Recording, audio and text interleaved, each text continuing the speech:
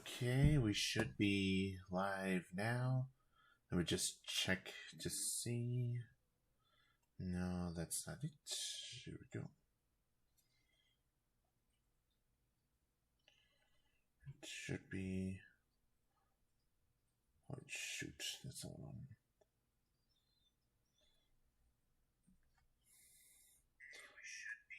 Yep, I'm live. Um, uh, okay, that's not what's supposed to happen. I was supposed to.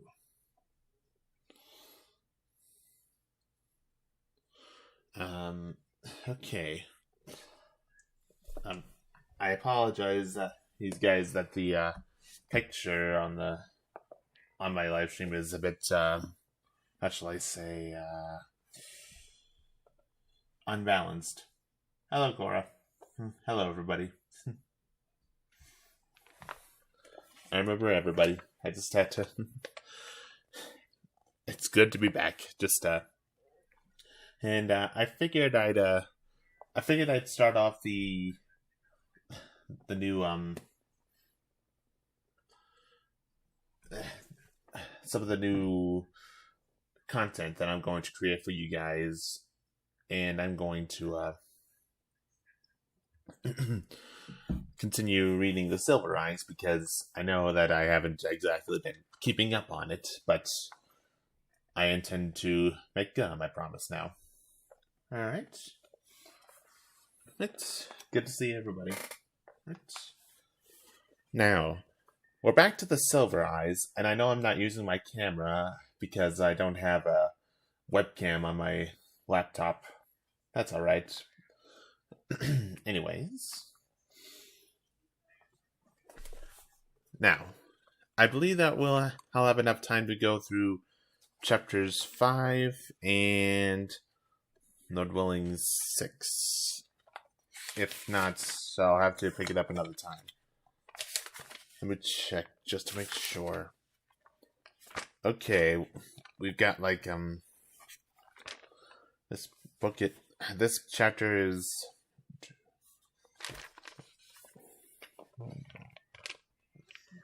67 minus 134 is 33 pages long. So I only have I've only got time for one chapter tonight. So, alright. Now, without further ado, let's get started. Right. Wait. Jeez, I didn't plan ahead. Wait. To make this more interesting, I'm going to put on some background music to lighten the mood a bit. But it will be very low, to say the least. And, yeah. Let's see. Right, come on.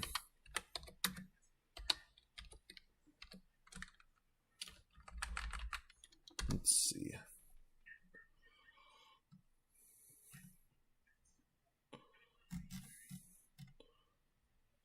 Alright, classical music for reading. Calm piano, alright. I don't think that they have a sister location book yet, but they probably do, but I'm not sure. I'm just gonna put on some music, turn down the volume on it so you guys can hear. And let's see.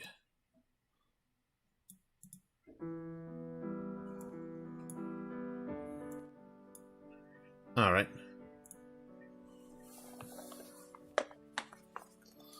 You guys should be able to hear the music by now. Let me know in the chat if you can.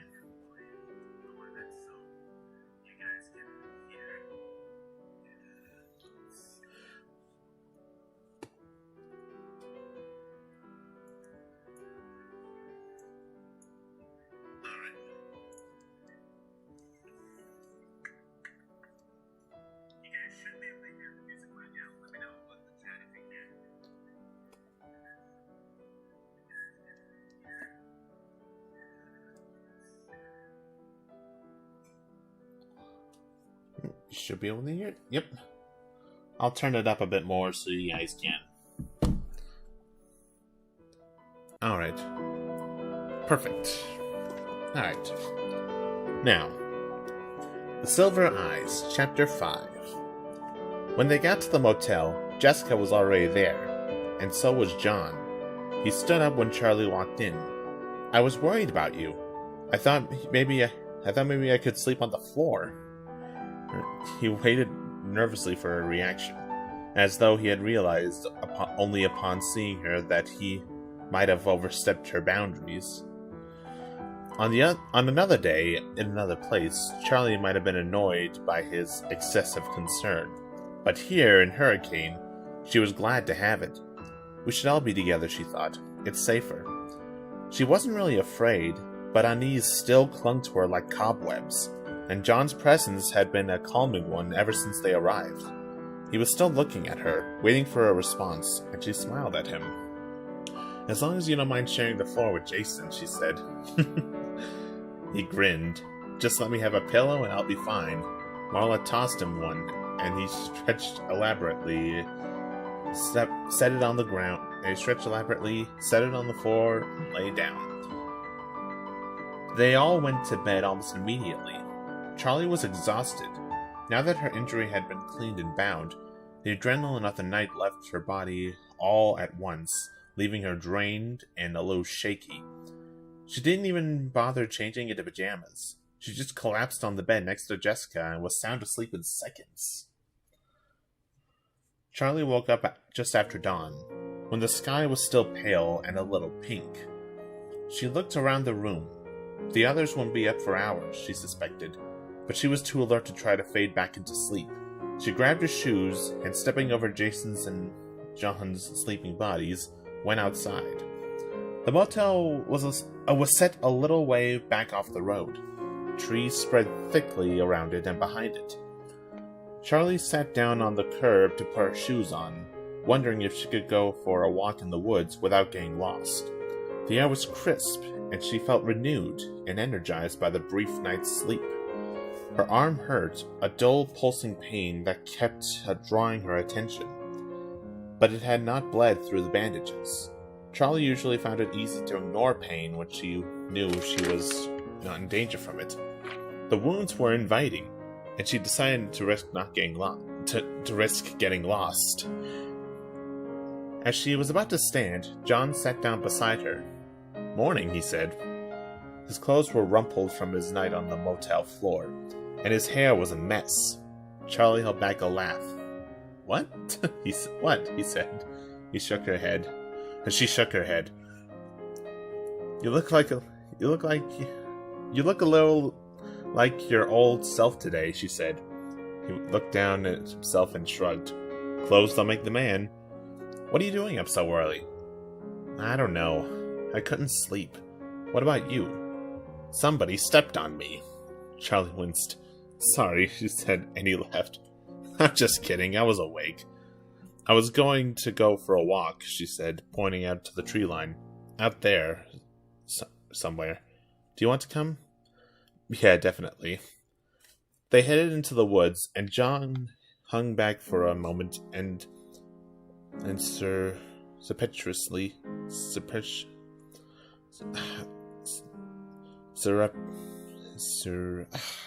I can't pronounce this word. I am so sorry. It retucked his shirt, trying to smooth out the wrinkles. Charlie pretended not to notice. There was no path, and so they made their way through the trees at random, glancing back now and then to be sure they could still make out the motel parking lot. John stumbled over a fallen branch, and Charlie reached out with her good arm to catch him before he fell. "Thanks," he said. "Strong arm, too."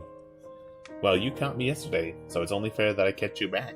Now we're even," he said. She looked around. The motel was scarcely in sight, and she felt concealed, made safe by the woods.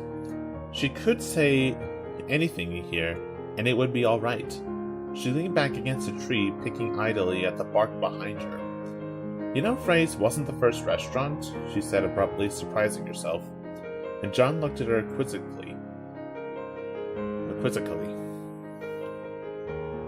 like he had not quite heard her. She didn't want to say it again, but she forced herself to. Freddy's. It wasn't my dad's first restaurant. There was a diner. A little one. It was before my mom left. I had no idea, John said slowly. Where was it? I don't know. It's one of those memories from when you were a little kid, you know? You only remember the things that are right around you. I remember the linoleum on the kitchen floor. It was this black and white diamond pattern, but I don't remember where the restaurant was, or what it was called. Yeah, John said. We took a vacation to a theme park when I was like 3. All I remember is the backseat of the car. So were they there? His voice dropped a little quieter when he said it, almost reflexively. Charlie nodded. Yeah. There was a bear and a rabbit, I think. Sometimes the details get mixed up in my head. They're not like normal memories, she said, needing him to understand the story's defects before she told him the rest. It's like when you have a realistic dream, and in the memory, and in the morning, you're not sure if it really happened or not. It's just impressions, little snatches from time. She trailed off. She wasn't explaining it right. She was choosing all the wrong words. She was reaching She was reaching back too far in her memory, to a time when she did not yet speak. It was a time when she did not have the words to name the things she saw. And so now, when she tried to recall them, the words could never be right. She looked at John. He was waiting. He was watching her patiently, waiting for her to go on. She wanted to tell him the story from her life that she had never told. It was not even a story, not really. Just something that nagged on the edge of her mind.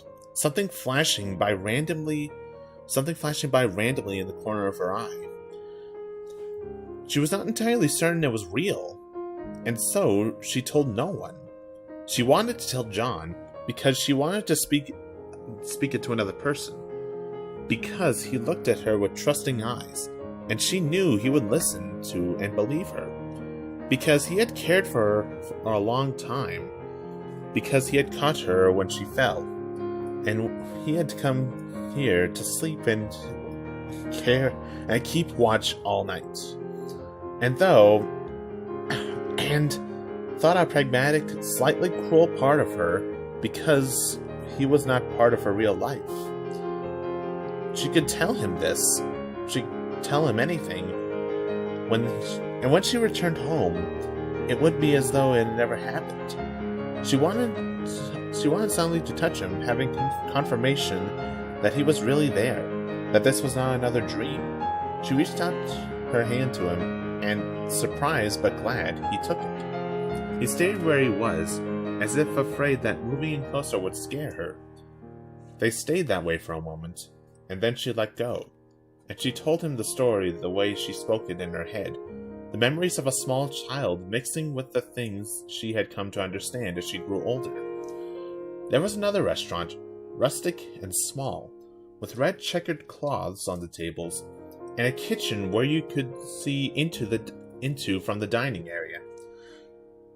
And they were all there together, her father and her mother and us. When Charlie was very young, she was never alone. There was Charlie, and there was a little boy. A little boy so close to Charlie that remembering him was like remembering a part of herself. They were always together. She learned to say we before she learned to say I. They played together on the floor of the kitchen, sometimes drawing pictures while hiding under a hardwood table. She remembered the shuffling of feet and the shadows of customers walking by. Light was broken by a slowly turning fan and thrown across the floor in ribbons. She remembered the smell of an ashtray and the hearty laughter of adults lost in a good story while their children played. Very often, she would hear her father's laugh echoing from a distant corner as he talked with customers. When Charlie pictured him laughing like that now, it was with a little ache. a sucking feeling in the center of her chest, because his eyes were bright, and his smile was easy, because he wanted them all to be a part of the restaurant, to share his work freely, because he was not afraid to let his children roam and explore. He was yet untouched by grief, and so, while he looked aloof like the father she truly remembered, he was not the same man at all. Charlie was looking down at the ground as she talked, at the dirt and stones and cracked remains of leaves, and her hand was at her back, stripping bark from the tree. Does that hurt the tree? She thought. She forced her hands away, knotting them in front of her. The restaurant was open late until night, and so they began to falter. Charlie and the little boy would crawl into the pantry with blankets and soft toys to sleep until it was time to close. She remembered using sacks of flour as pillows, big bags almost as long as they were tall. They would snuggle down together and whisper words of nonsense that meant deep things only to the two of them. And Charlie would drift into sleep, half listening to the warm sounds of the restaurant, the clank of dishes and the murmur of grown-up talk, and the sound of the bear and the rabbit as they danced their chiming tunes. They loved the animals, the yellowish-brown bear and the matching rabbit, who wandered the restaurant, dancing and singing for the customers, and sometimes just for Charlie and the little boy. They sometimes moved stiffly and mechanically, and sometimes with fluid human movements. And while the boy liked the animals best when they acted like people, Charlie liked them the other way. Their stilt movements, their lifeless eyes, and their occasional glitches fascinated her. They acted alive, but were not. The narrow yet bottomless chasm between those things, alive and not alive, enthralled her, though she would never have been able to explain why. I think they were costumes, Charlie said now, still looking down at the ground. The animals weren't always robots. The bear and the bunny were costumes, and sometimes people wore them, and sometimes my father put it onto one of his robots. And you could always tell which it was by the way they danced. Charlie stopped. There was more, but she could not bring herself to speak. There was something else that made her lock down in her mind and force the memory away. The part that made her unwilling to ask Aunt Jen for answers, because she was afraid of what those answers might be. Charlie not dared to look at John the whole time she was talking, staring at the ground, at her hands, at her sneakers. Now she did look at him, and he was rapt, seeming almost to be holding his breath. He waited, not wanting to speak until he was sure she was finished. "That's all I remember," she said at last, even though it was a lie. "Wait, who was the little boy?" John said. Charlie shook her head, frustrated that he had not understood. "He was mine," she said. "I mean, he was my brother. We were the same." She was speaking childishly, as if the memory had taken a hold of her, forcing her to regress. She cleared her throat. "Sorry," she said, speaking more slowly, trying to choose her words with care. "I think he was my twin brother." She saw John open his mouth, about to ask a question. What happened to him? But there must have been something in her face, something warning, because he held it back and said instead, "Do you think that place was around here? I mean, I guess it could have been anywhere. Another state, even." "I don't know," Charlie said slowly, looking over her shoulders, then up at the trees. "This all feels the same. It feels like I could walk around any corner and it could be there." Her voice began to break. "I want to find it," she added suddenly, and as soon as she said it, it was what she wanted to do. "Well, what do you remember about it?" John said enthusiastically, almost lunging forward like an eager dog on a lead. He must have been dying to go looking from the moment she mentioned the place. Charlie smiled but shook her head. "I don't really remember much," she said. "I don't know how much help I can actually be. Like I said, the things I remember are just little scraps. They're not information. It's like a picture book. She closed her eyes, trying to see the place in her mind. The floor would shake. She lifted her head as the thought became clear. A train? She asked as though John would know. I remember this thundering sound every day. It was the biggest sound I'd ever heard. I don't mean loud. I mean you could feel it through your whole body, like it was rumbling right through your chest. It must have been close to some tracks then, right? John said. Yeah, Charlie said with a spark of hope. There was a tree out in front, she went on. It looks like an old, angry monster, hunched over and wizened, with two giant, gnarled branches reaching out like arms. Whenever we left for the night, I hid my face in my father's shirt so I wouldn't have to see it as we walked by. What else? John said. Were there stores or other restaurants? No, I don't think so. I'm sorry. She scratched her head. It's gone. It's not enough, John said, a little frustrated. It could be anywhere. A train and a tree? There must be something you can remember, right? Anything. No, Charlie said. The more she pushed herself to remember, the harder it got. She was grasping blindly, and it was like trying to get a hold of living creatures, as if the memories saw her coming and slipped away. She tossed out fragments as she managed to catch them. The tablecloths, the red-white check, and checked and made of real cloth, not plastic. She remembered grabbing at one, unsteady on her feet, and the whole table setting falling down on top of her, plates and glasses shattering around her as she covered her head. Charlotte, are you okay? Her father's voice seemed clearer than ever. There was a squeaky floorboard in the corner of the diner that Charlie liked to push on, making it sing as if it made music. There was a picnic table out back where they used to sit in the sun, one leg of it sinking into the soft ground. There was a song that her parents used to sing in the car whenever they came home from a trip.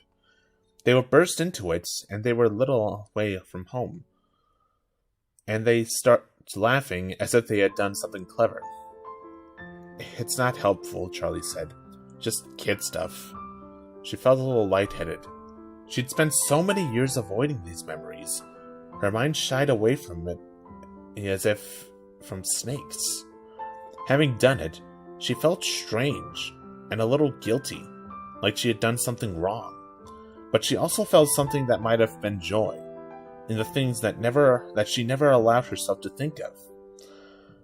The memories of that time were unsafe. There were traps and snares wrought in their very substance, but there were precious things among them. Sorry, she said. I can't remember more. No, that's really impressive.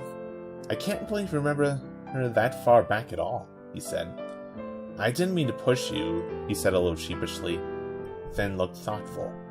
What was the song? I think it was the same one they danced to at Freddy's.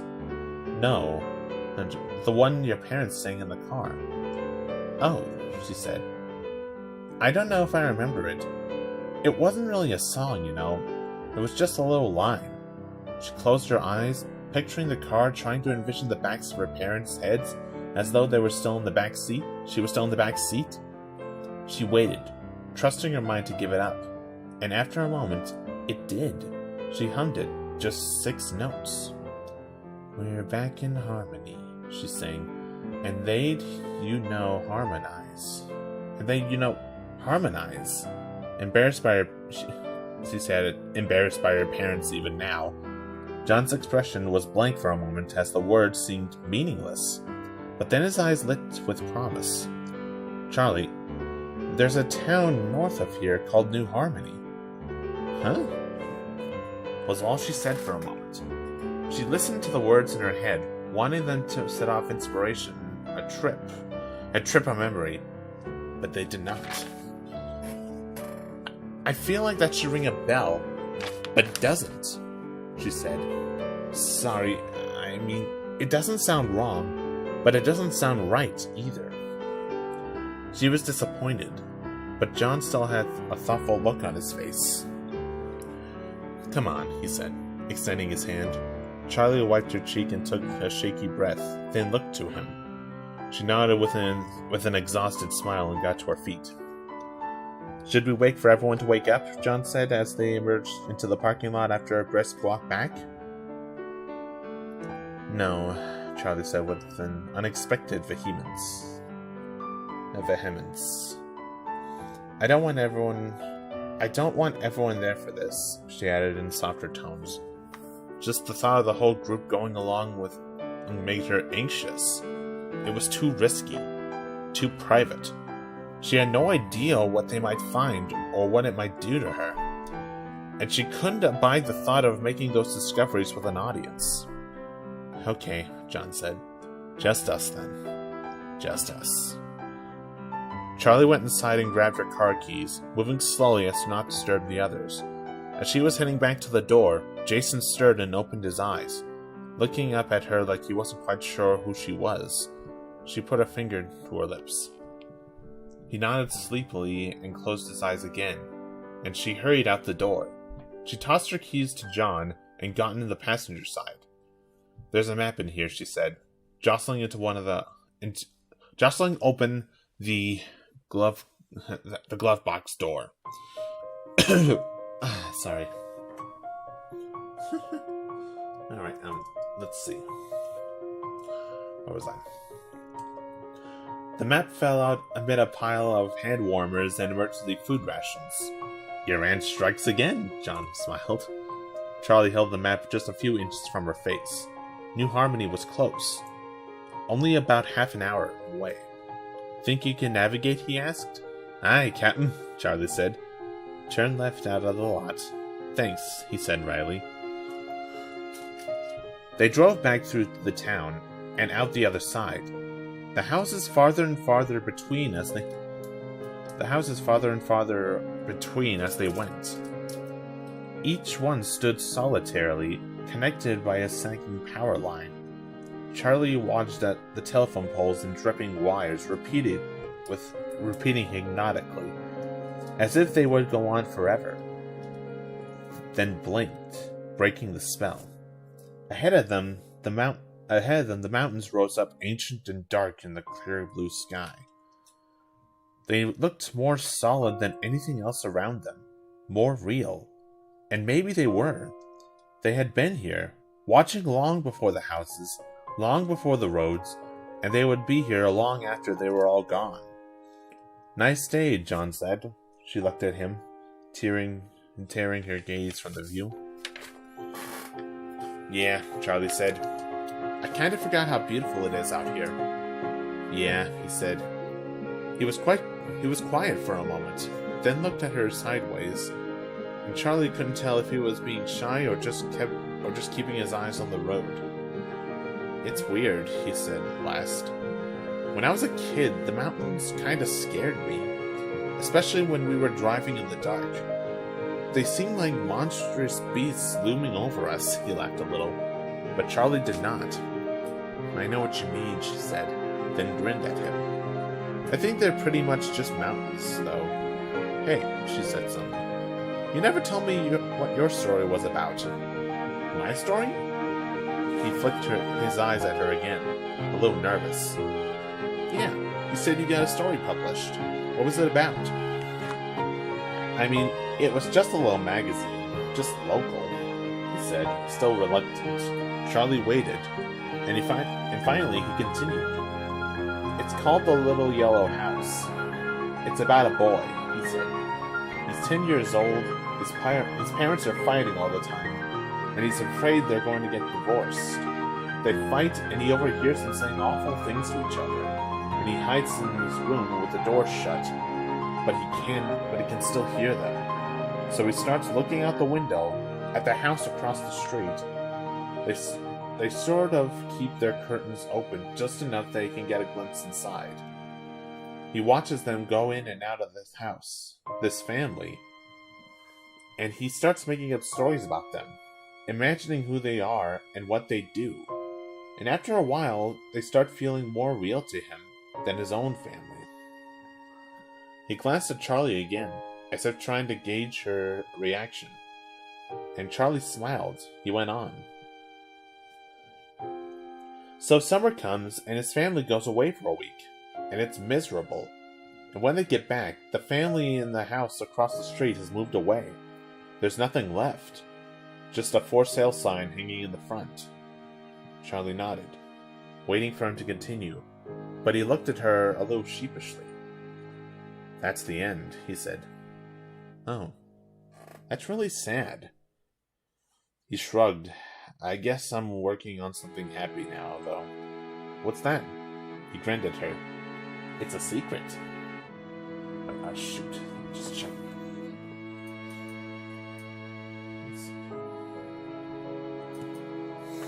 Okay. Okay. I think I have enough juice to. I think I have enough juice to last for this stream. Let me just check on that. Anyways, as I was saying. Charlie smiled back. It felt good to be out here. Good to be just driving out into the horizon. She cranked the window down and put her arm out into the air, enjoying the feel of the rushing wind. It's not wind rushing, it's us, she thought. What about you? John said. What about me?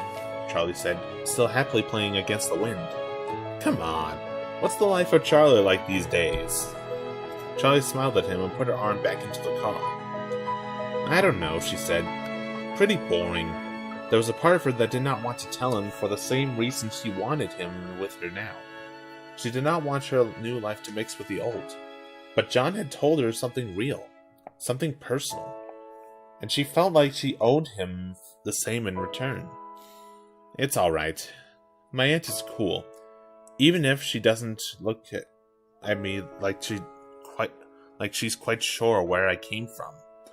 School's fine, I have friends and all that, but it feels so temporary. I have another year, but I feel like I'm already gone. Gone where? John asked, and Charlie shrugged. I wish I knew. College, I guess. I'm not sure what comes next. Nobody ever knows what comes next, I guess, he said. Do you? He stopped himself, but she prodded him. Do I what? She said teasingly. Do I ever think of you? He flushed, and she instantly regretted the words. I was going to say, do you ever see your mom? He said quietly. Oh, she said. No, I don't. It exhausted Charlie to think of her mother, and she thought her mother felt the same. Too much hung between them. Not quite blame, but not quite blame because neither of them were to blame for what had happened. Something close to it.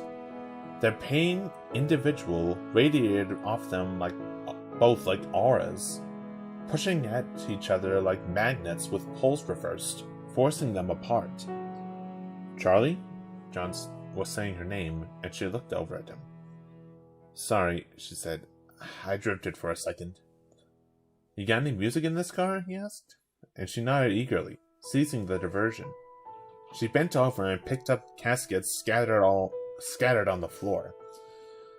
Cassettes. Jeez, what is wrong with me? And started reading labels. He made fun of her tapes, and she argued back. And after some playful bickering, she shoved the tape into the player and settled back again to stare out the window. I think this is where the map's usefulness ends. John gestured to the road ahead. The whole area is pretty much blank. I think what we're looking for isn't going to be on this map. He folded the map and tucked it neatly to the side of the seat, craning his neck out the window to see what they were passing. Yeah, she said. It looked like they had returned to civilization. Single houses littered the fields, and dirt roads branched off in all directions. The landscape was mostly bushes and short trees. The whole area nestled between rows of lying mountains. John looked at Charlie, hoping she would notice something that would point them in the right direction. Nothing? He said. though her blank stare had already given him the answer. No, she said plainly. She didn't want to elaborate. The houses became fewer and more scattered, and the field of dry bushes seemed to stretch wider, giving the whole area a feel of desertion. John found himself glancing at Charlie at short intervals, waiting for a signal, half expecting her to tell him to stop and turn around. But Charlie just stared into the distance, her eyes fixed on nothing, resting her cheek in her hand. Let's go back, she said finally, sounding resigned. We could have missed something, John said. He slowed the car down, looking for a spot to make a U-turn. We missed a lot back there. Maybe it's down one of those dirt roads. Charlie laughed. Really? You think we missed a lot? You think we missed a lot? She said, thoughtful. No, none of this feels right. Nothing rings a bell. She felt a tear spill onto her cheek, and she wiped it away before John could notice. Okay, no worries, Charlie said abruptly, pulling herself from the reverie. Let's grab a bite, just you and me, John smiled, still checking his mirrors for a place to turn. Charlie shivered. Then something caught her eye. She almost jumped in her seat, sitting straight up. Stop! She shouted. John slammed on the brakes and the car skidded, dust billowing up all around the car.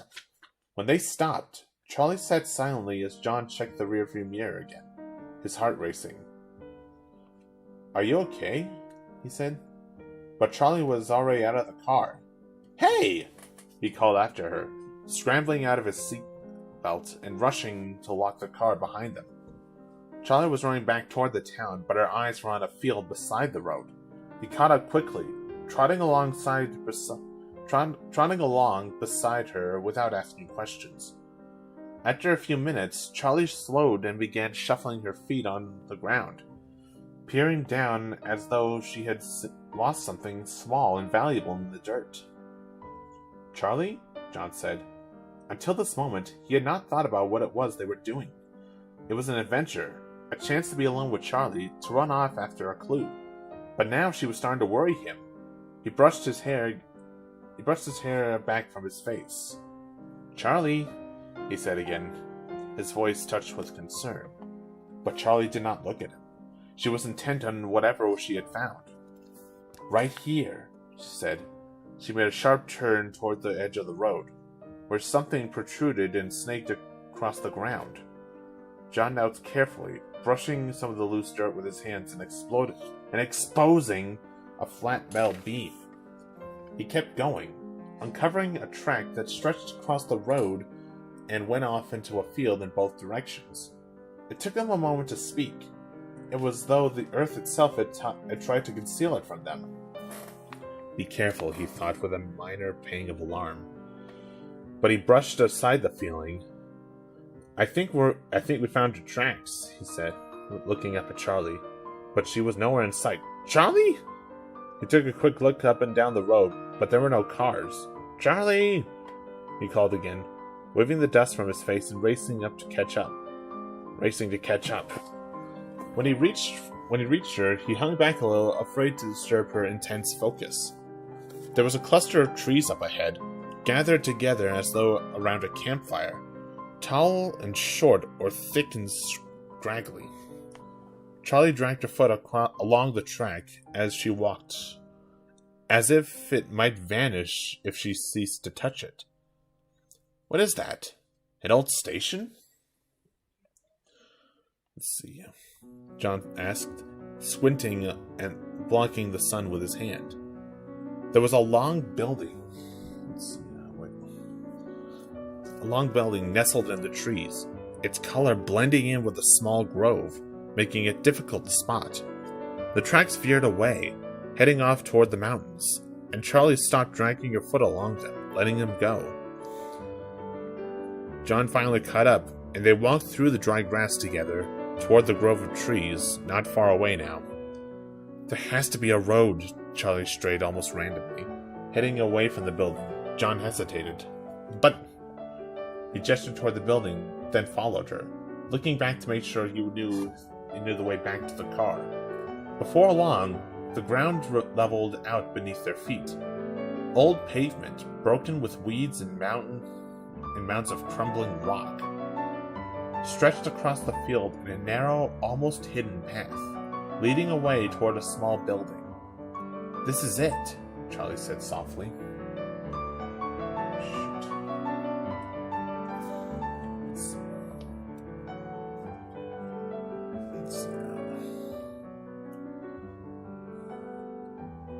Okay. "This is it," Charlie said softly. John approached her carefully, then stood at her side. They walked the road together, dodging around pillars of grass that shot up from the breaks and holes. The tree was there, the one reaching arms and ghastly face, but it was no longer frightening, no longer as Charlie remembered. It must have already been dead when she was a child, she realized. Its limbs had fallen off, leaving 2 jagged holes where they had been. And they lay where they fell, rotting into the ground. The tree seemed frail and weak. The tree seemed a frail and weak shade of its former self, only recognizable by the stumps and the bulges on its side that had made its face. Now, even the face looks tired. The building itself was long dilapidated. It was a single story, with a dark roof and weather-beaten walls. The place had been painted red, but time and sun and rain had won over the paint. It was peeled and curling, the whole long strips of it gone, and the wood beneath showing. The dark with what might be rot. Its foundation was overgrown with tall grass. Charlie thought it looked as if it were sinking, as though the whole structure was slowly being swallowed by the earth. Charlie grabbed John's arm as they neared it, then let go and straightened her back. She felt as though she were preparing for a fight, as if the building itself might attack if it sensed weakness. Charlie went warily up the few steps to the door, sticking to the edges and testing the wood before she let down her full weight. The stairs held, but they were soft, splintered patches in the middle she didn't want to try. John didn't follow her right away, sidetracked by something nearly hidden in the tall grass. "Charlie?" He held it up. A battered metal sign with the painted words, "Fredbear's Family Diner," in the red script. Charlie gave a small smile. "Of course this is it. I'm home." Charlie came up the stairs behind her and set the sign down carefully by the door, and they went inside. The door swung open easily. Light steamed in through the windows on all sides, revealing emptiness and decay. Unlike Freddy's, this place had been cleaned out. The wooden floors seemed intact, but they were warped from weather. Sunlight was streaming in, unobstructed, and went where it wanted without furniture or people to block its path. Charlie looked up at the ceiling fan. It was still there, but one of the blades was missing. There were double doors to the right with circular windows, unlike the dining area, which was breached with sunlight and the sounds of the outside. The room behind the double doors was still pitch black. John was more interested in this than Charlie. He carefully peered into one of the windows, obviously tempted to nudge it open and see what was inside. Charlie leapt into his curiosity and walked further into the dining room, which she only knew as the dining room from memory. Now it was a vacant, lonely room, stretching long and narrow, at least 50 feet, growing darker as it went. There was a slightly elevated stage at the end of the room, and Charlie realized she had looked around that place and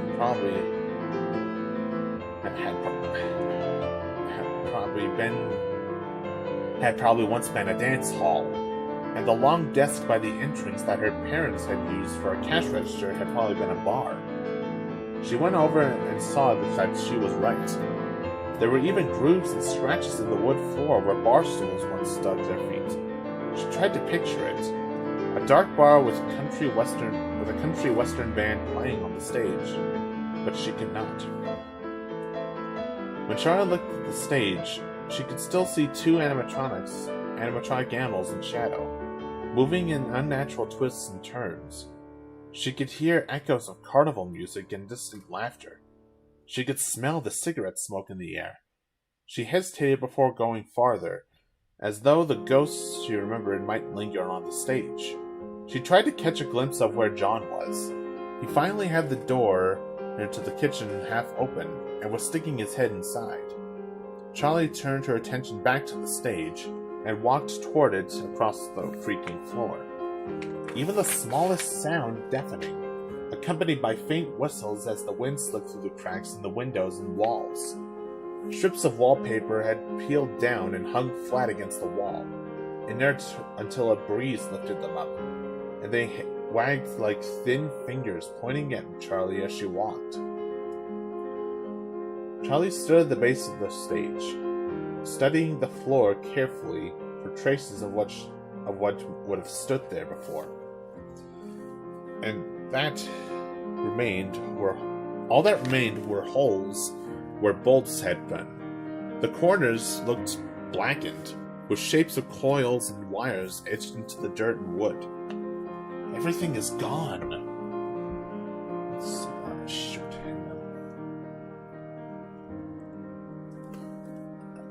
Hang on, guys. My phone's at 4%. I'm gonna try to take a look at the chat from I'm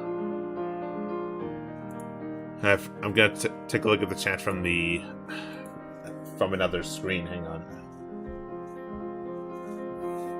Let's see. Okay. Everything is gone. And all right, there we go.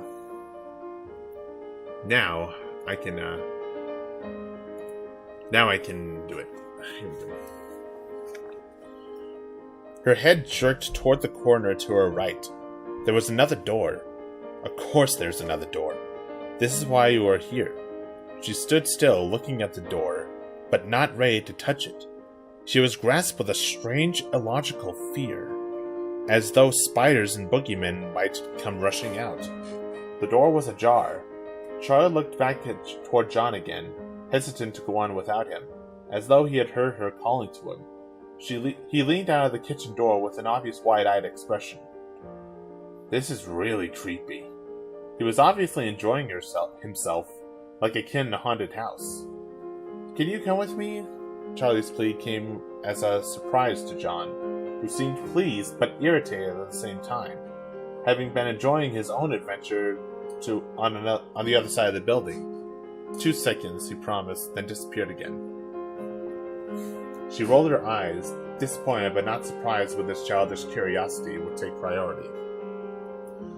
She rested the back of her head against the aged wooden door and gently guided it open, bracing herself against whatever might be inside.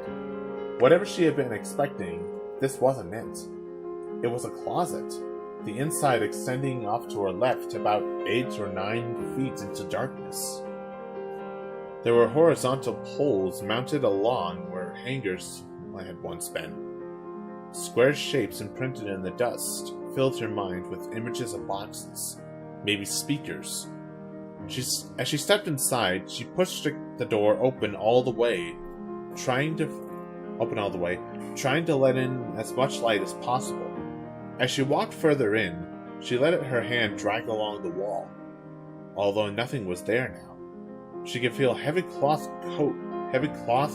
coats and sweaters hanging.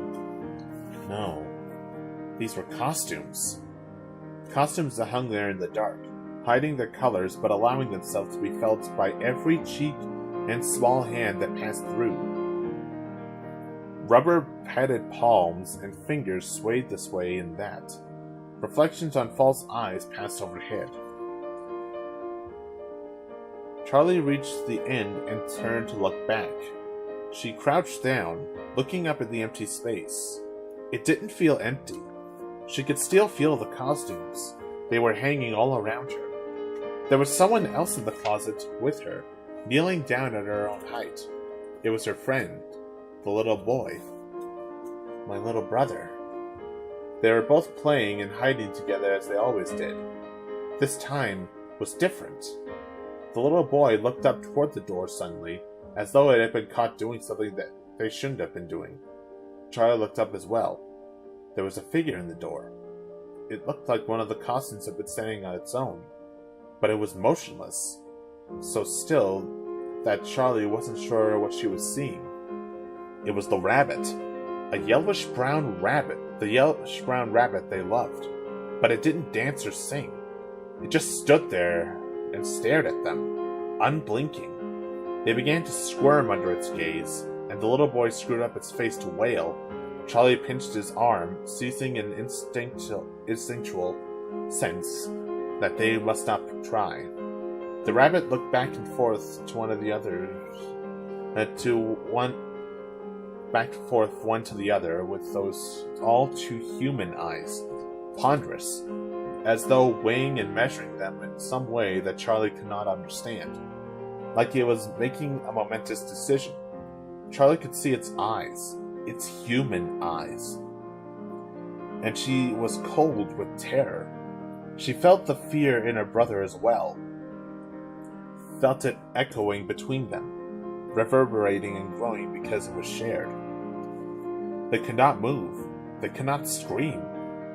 And finally, the creature inside that patchworked, ragged yellow rabbit suit reached for the boy. There was a moment, one single moment, when the children still clung together, gripping hands, but the rabbit snatched the boy to his breast, yanking them apart, and fled. From that moment, the entire memory shattered with piercing and unrelenting screams. Not her brother's, but her own. People rushed to help. Her father picked her up and held her, but nothing would console her. She screamed and screamed, louder and louder. Charlie stepped back from the dream. The sound still high and painful in her ears. She crouched down in silence. John stood at the door, not daring to interrupt. She did not remember much of what happened next. Everything was dark. It was all a blur of images and facts she had pieced together later. Things she might remember, and others she might have imagined. She was never in the restaurant again. She knew her parents shuttered the doors immediately. Then they moved to the new house, and Charlie's mother left a little while after that. Charlie did not remember her saying goodbye, although she knew her mother would not have left without a goodbye. But it was just lost in the midst of time and grief like so much else. She remembered the first time she stood in the doorway of her father's workshop. The first day they were alone in everything. It was the day he began to build her mechanical toy, and a little dog who tilted its head from side to side.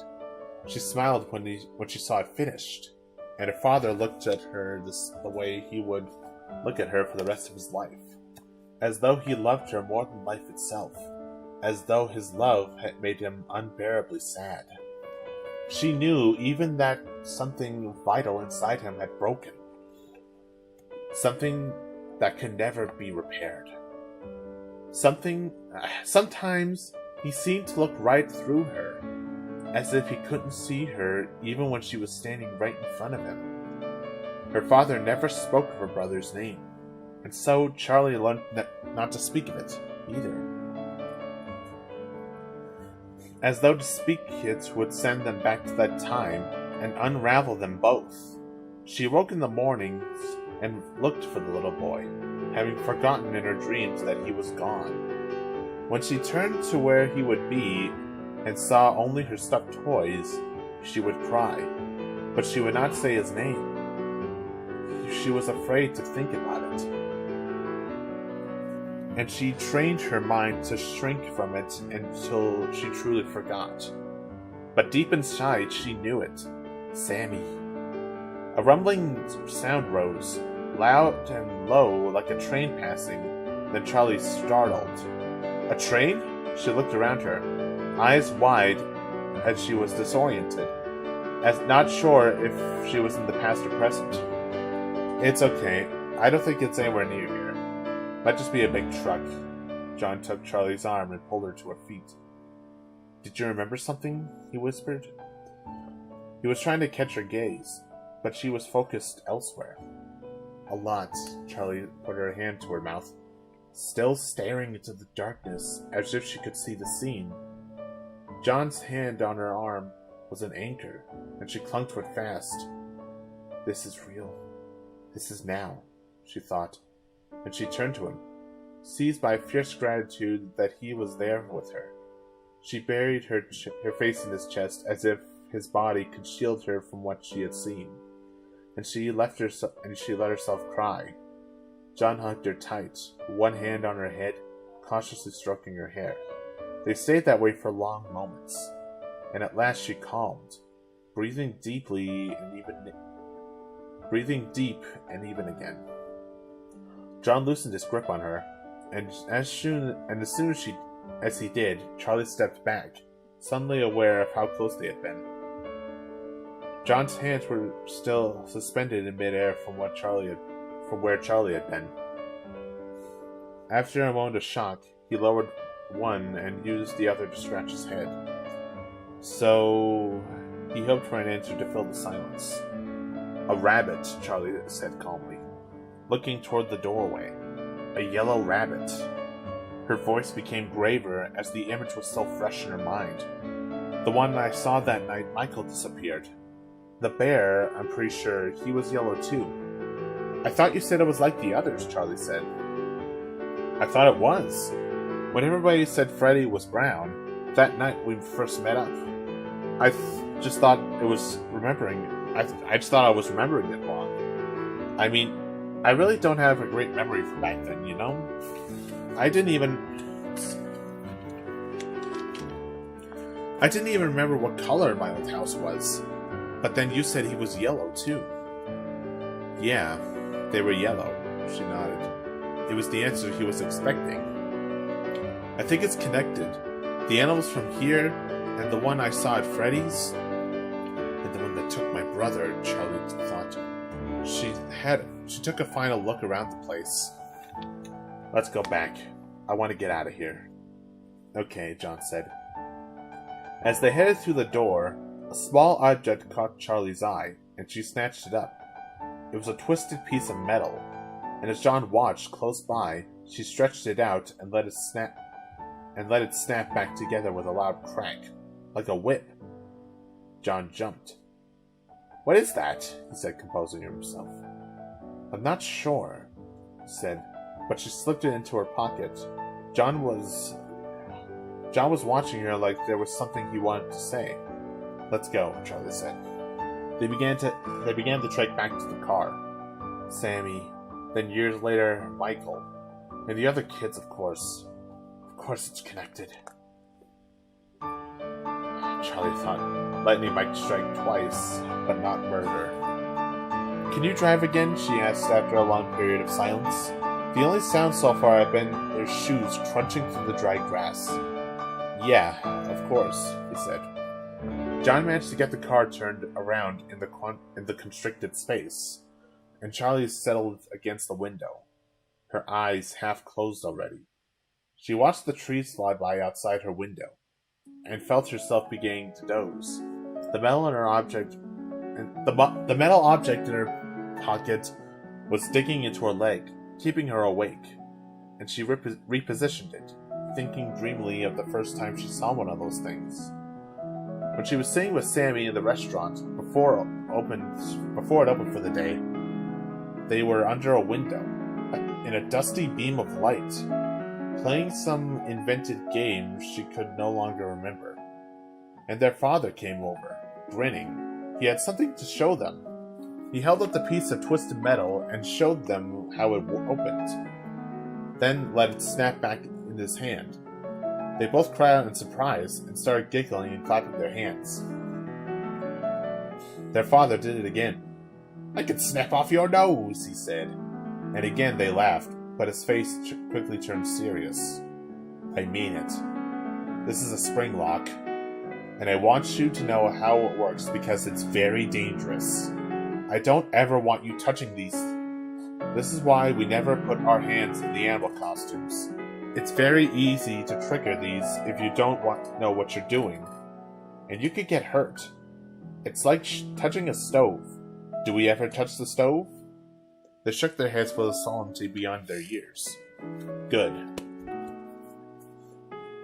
Because I want you both to grow up with all your noses, he cried and swept them up, one in each arm, swinging them around as they laughed. Suddenly, there was a loud snap. Jolly jolted out of sleep. What was that? What was what? John said. The car was off. Charlie looked around. They were back at the motel.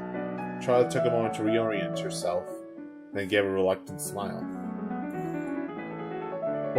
Thanks for driving. What were you dreaming about? John said. You looked happy.